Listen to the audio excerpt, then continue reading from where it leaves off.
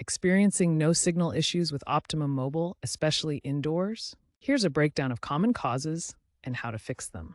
Since Optimum Mobile operates on Verizon's network, signal strength can be affected by building materials that block radio waves. Start by checking your signal bars. If they're consistently low indoors, the problem might be poor indoor coverage. The first steps to try are toggling airplane mode on and off to refresh your connection and restarting your phone. If those don't work, move on to the next section for more advanced solutions. If simple restarts don't fix the issue, your APN settings may be misconfigured or a network reset may be required. The correct APN for Optimum Mobile is Optimum. To check and reset your APN on Android, go to Settings, Network and Internet, Mobile Network, Access Point Names.